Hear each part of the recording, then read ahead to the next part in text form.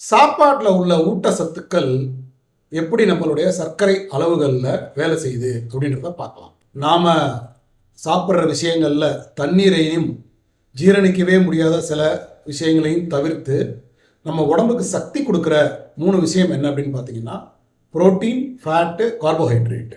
யூஸ்வலாக புரோட்டீன் அதிகமாக இருக்கிற ஃபுட்டு அதோட சேர்த்து கொஞ்சம் கொழுப்பையும் வச்சுருக்கோம். கார்போஹைட்ரேட் அதிகமாக இருக்கிற ஃபுட்டு அதோட கொஞ்சம் புரோட்டீனை வச்சுருக்கோம்.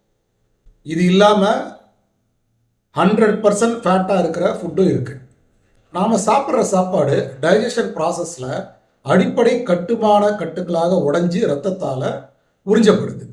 இந்த அடிப்படை அணுக்கள் ரீஅசம்பிள் ஆகி உடம்புக்கு தேவையான சக்தியாக மாறுது.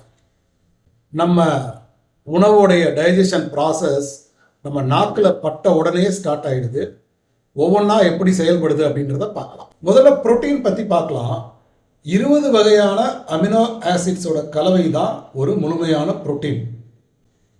இந்த முழுமையான ஒரு புரோட்டீன் ஜீரண ப்ராசஸில் நம்ம உடம்புல உள்ள என்சைம்னால அடிப்படை அமினோ ஆசிட்ஸாக பிரேக் ஆகும். அந்த மாதிரி உடைக்கப்பட்ட அமினோ ஆசிட்ஸ் மறுபடியும் ஒன்றா சேர்ந்து தசைகளாகவும் நரம்புகளாகவும் உள்ளுறுப்புகளாகவும் என்சைமாகவும் நியூரோ கெமிக்கல்ஸாகவும் மாறும்.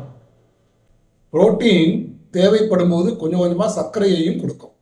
இந்த புரோட்டீன் அசைவ உணவு அத்தனைத்துலையும் அதிகமாக இருக்குது, முட்டையிலையும் அதிகமாக இருக்குது, தானியங்களில் ரொம்பவும் கம்மியாக தான் கிடைக்குது.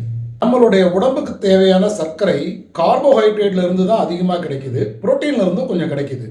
நான் வெஜிடேரியனில் புரோட்டீன், கொழுப்பு, இப்போ சாப்பிட முடியாத ஜவ்வு, கொஞ்சம் வாட்டர், எலும்பு இது எல்லாமே இருக்கும். அசைவ உணவில் கார்போஹைட்ரேட் அப்படின்றது சுத்தமாக கிடையவே கிடையாது.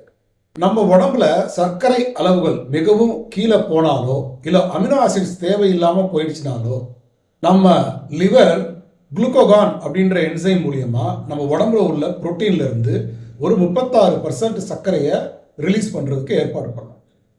புரோட்டீன் அப்படின்றது புரோட்டீன் ஃபுட்டு சாப்பிட்டா தான் கிடைக்கும். ஃபேட்டோ இல்லை கார்போஹைட்ரேட்டோ சாப்பிட்டு அது புரோட்டீனாக கன்வெர்ட்டே ஆகாது. புரோட்டீன் பற்றி இன்னும் அதிகமாக பார்க்கலாம் அடுத்த வீடியோக்களில்.